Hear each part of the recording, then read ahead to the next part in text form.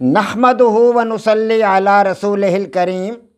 عزیزان محترم، میں Muhammad Aslam Dode, chairman liberal party Pakistan, آپ سے مخاطب ہوں اور آپ دیکھ رہے ہیں liberal party Pakistan YouTube channel. پیش خدمت ہے پروگرام جدلیاتی لبرلزم۔ عزیزان محترم، ہمارا آج کا موضوع ہے متوازن طرز فکر کی مذہبی تصدیق، اور آج کے لیے ہمارا عنوان ہے بدھ مت کے چند قوانین اور ترغیبات۔ عزیزان محترم، آپ کو پتہ ہے کہ میں اپنا پروگرام جدلیاتی لبرلزم کافی عرصہ سے آپ حضرات کے سامنے پیش کر رہا ہوں۔ اس پروگرام کو پیش کرتے ہوئے تقریباً 1 سال سے زائد عرصہ بیت چکا ہے اور 150 سے زائد ایپیسوڈز میں آپ حضرات کے سامنے رکھ چکا ہوں۔ عزیزان محترم، جدلیاتی لبرلزم میرا اپنا تخلیق کردہ ایک نظریہ حیات ہے، اپنا وضع کردہ ایک نظریہ حیات اور آئیڈیالوجی ہے، جو میں نے دنیا کے 8 ارب انسانوں کے سامنے اس کو پیش کیا ہے، اور اس کو اس لیے پیش کیا ہے کہ آج دنیا میں جتنے بھی الہامی مذاہب ہیں یا غیر الہامی مذاہب ہیں یا انتظامی مذاہب ہیں، وہ انسانوں کے سماجی مسائل حل کرنے میں کما حقہ ناکام ہو چکے ہیں۔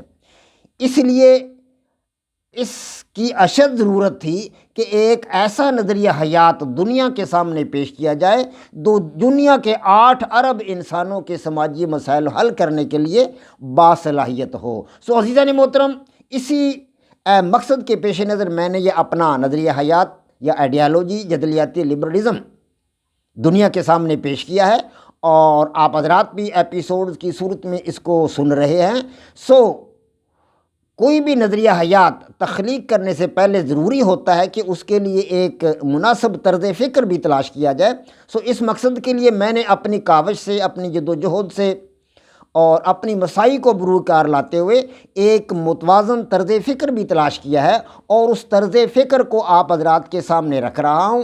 یہ طرز فکر آپ حضرات کے سامنے میں بیان کر چکا ہوں، اس کی بناوٹ، ترکیب اور حیت آپ حضرات کے سامنے رکھ چکا ہوں، اور اس کے حوالہ سے میں آپ کو یہ بھی بتا چکا ہوں کہ جذبہ کی بناوٹ کیا ہے، جذبہ کے پہلو کون کون سے ہیں، اس کا ادراکی پہلو کون سا ہے، اس کا شعوری تجربے والا پہلو کون سا ہے، عضویاتی پہلو کون سا ہے، اور جذبہ کا کرداری پہلو کون سا ہے۔ گویا کہ جذبہ کی پوری حقیقت، اس کی بناوٹ، سٹرکچر بھی آپ حضرات کے سامنے رکھی ہے، کیونکہ طرز فکر کو سمجھنے کے لیے جذبہ کی بناوٹ کو سمجھنا ضروری ہے۔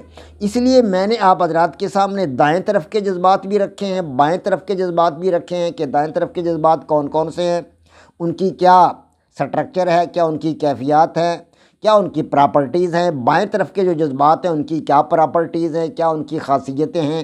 متوازن طرز فکر کی حیات آپ کے سامنے رکھی ہے، ترکیب رکھی ہے، بناوٹ رکھی ہے، اور پھر ایک خاص مسئلہ کے ذریعے جو 5 دوست گھر سے نکلے تھے اور سونے کی اینٹ انہیں ملی تھی، اس حوالہ سے میں نے اس مسئلہ پر جذباتی طرز فکر کا بھی اطلاق کیا ہے، غیر جذباتی طرز فکر کا بھی اطلاق کیا ہے، اور اپنے وضع کردہ متوازن طرز فکر کا بھی اطلاق کیا ہے۔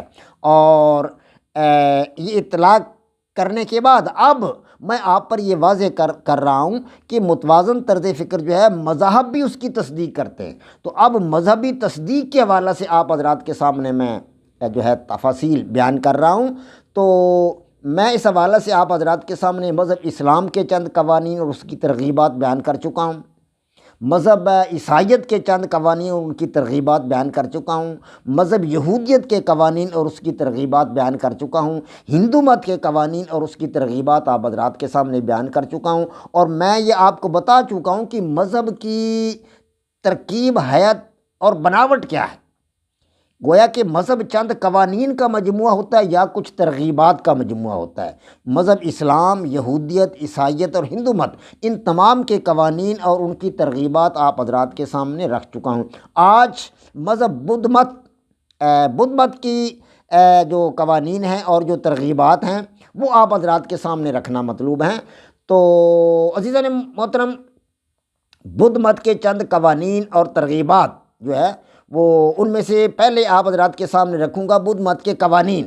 تو پہلا قانون یہ ہے بدھ مت کا کہ دنیا دکھوں کا گھر ہے۔ مہاتما بدھ جو تھے وہ پوری دنیا کو دکھوں کا گھر خیال کرتے تھے، اس کو سمجھتے تھے کہ یہ دکھوں کا گھر ہے، اور دوسرا قانون بدھ مت میں یہ ہے کہ اس کا سبب انسان کی خود غرضی ہے اور اس کی خواہشات ہیں۔ دکھوں کا سب سے بڑا سبب جو بتاتے ہیں مہاتما بدھ، وہ یہ ہے کہ سب سے بڑا اس کا سبب ہے خود غرضی اور خواہشات۔ اگر خود غرضی کو نکال دیا جائے، انسان اپنے دل سے نکال دے، خارج کر دے، خود غرضی کو نکال دے، خواہشات کو نکال دے، تو انسان کامیاب ہو سکتا ہے دنیا میں۔ یہی کچھ مہاتما بدھ نے کیا تھا۔ اور تیسرا قانون اس مذہب کے اندر یہ ہے کہ خود غرضی اور خواہشات کو نروان کے ذریعے ختم کیا جا سکتا ہے۔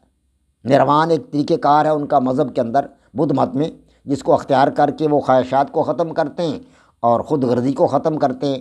اور چوتھا قانون مذہب بدھ مت میں یہ ہے کہ نروان حاصل کرنے کے چند طریقے ہیں، وہ کچھ طریقے بتاتے ہیں نروان حاصل کرنے کے، کہ نروان کیسے حاصل کیا جا سکتا ہے۔ وہ بتاتے ہیں کہ پہلا طریقہ تو ہے سچ بولنا، سچ بولنے سے نروان حاصل ہوتا ہے۔ اور دوسرا یہ ہے کہ سچ کا تصور دل میں رکھنا، سچ بولنے سے پہلے تصور رکھا جائے دل میں، گویا کہ سچ کو ایک حقیقت مان کر، حقیقت تسلیم کر کے اور اس پر عمل پیرا ہوا جائے اور سچ کا تصور دل کے اندر رکھا جائے۔ اور تیسرا جو ہے اس کا طریقہ یہ ہے کہ سچ کے لیے کوشش کی جائے، سچ کے لیے کوشش کرنا۔ اور چوتھا ہے سچ سوچنا، سوچا بھی سچ جائے، گویا سچ کو ایک بہت بڑی حقیقت کے طور پر اس مذہب میں تسلیم کیا گیا ہے۔ اور پانچواں یہ ہے کہ طرز زندگی میں سچ کو سامنے رکھا جائے۔ یہ 5 طریقے بتائے ہیں نروان کے، نروان حاصل کرنے کے۔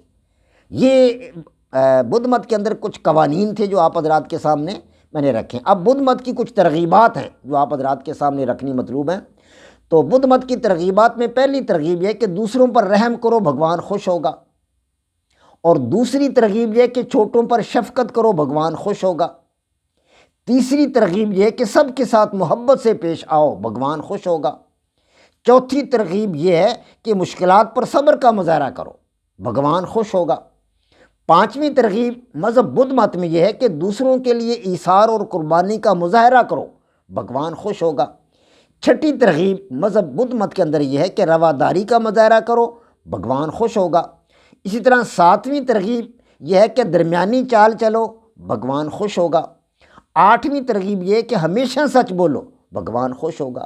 تو یہ کچھ ترغیبات تھیں جو مذہب بدھ مت میں موجود ہیں۔ تو یہ ترغیبات تقریباً وہی ہیں جو مذہب اسلام نے بیان کی ہیں، اور اسی طرح مذہب عیسائیت نے بیان کی ہیں، یہودیت نے بیان کی ہیں، ہندو مت نے بیان کی ہیں، ان مذاہب نے بیان کی۔ پہلے 3 مذاہب جو ہیں وہ الہامی مذاہب ہیں، اور یہ ہندو مت اور بدھ مت یہ غیر الہامی مذاہب ہیں۔ تو گویا کہ ترغیبات کے حوالے سے یہ تمام مذاہب ایک سے ہیں، اور ان تمام کی ترغیبات ملتی جلتی ہیں۔